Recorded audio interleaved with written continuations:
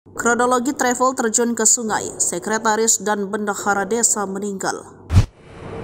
Mobil travel terjun ke Sungai Kelingi di Kabupaten Musirawas, Kamis 23 Mei 2024 sekitar pukul 6 waktu Indonesia bagian Barat.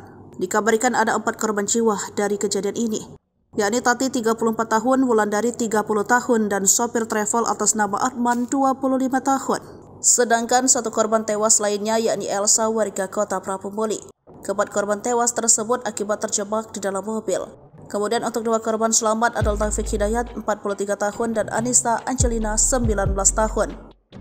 Berdasarkan informasi di lapangan, mobil tersebut milik warga Kabupaten Musirawas Utara yang melaju dari arah Palembang menuju Rupit Kabupaten Muratara. Kapolsek Muara Kelingi Ibtu Kosi M saat dikonfirmasi membenarkan kejadian tersebut.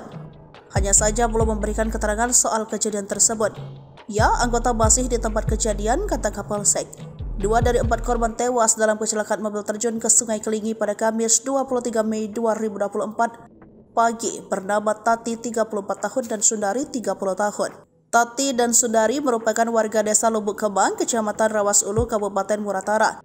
Informasi yang diperoleh, Tati dan Sundari merupakan 2 perangkat desa di desa Lubuk Kembang tersebut. Ya, Tati dan Sundari itu warga kami. Dia Sekdes dan Bendes, kata ada warga desa Lubuk Kembang Kamis 23 Mei 2024. Korban Sundari adalah sekretaris desa dan Tati merupakan bendahara desa. Keduanya menjadi penumpang mobil naas tersebut saat dalam perjalanan pulang dari Palembang setelah mengikuti BIMTEK perangkat desa.